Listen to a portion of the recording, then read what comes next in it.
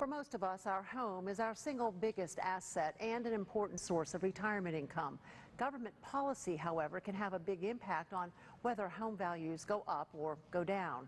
So what you need to know about the candidates for this election cycle, Hillary Clinton and Donald Trump, and what they will or will not do to help America's housing and our home values. We turn to Shari to give us some info on their positions on helping people achieve the American dream. Exactly.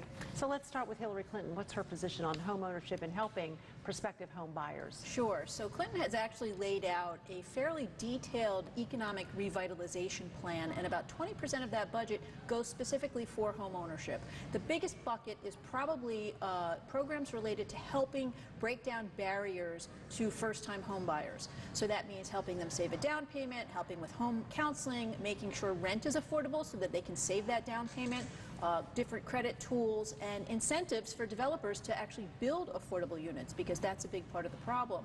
The other piece of her plan really seems to support government regulation of banks and sort of protecting the little guy, for example, with the Consumer Financial Protection Bureau and the Fair Housing Act.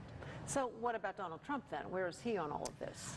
Trump has not been as detailed in terms of a housing plan per se.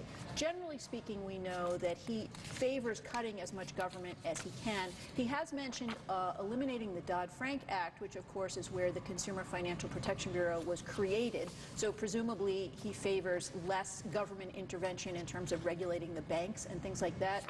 And he also mentioned, which might have been an off-the-cuff comment because we see that frequently from Donald Trump, he mentioned wanting to eliminate the Department of Housing and Urban Development, which of course oversees Fannie and Freddie and FHA, and that's where most first-time buyers really are counting on for their home loans. So it looks like his position would be to back out of supporting a lot of those the same programs that she really favors supporting. I guess there's two arguments though on either side. One could say, how do you just raise $25 billion to help people buy homes? And another for Donald Trump is you just can't unilaterally cut, you know, HUD or and consequently Freddie and Fannie. So right. You know, you just can't do these things. But it is interesting to see how they might proceed through Congress should they either one become exactly, one becomes because president. The president just doesn't unilaterally decide what's going to happen, but they do have a lot of influence, of course. Well, and it boils down to a balance, Roxanne, between how involved you think government needs to be in housing.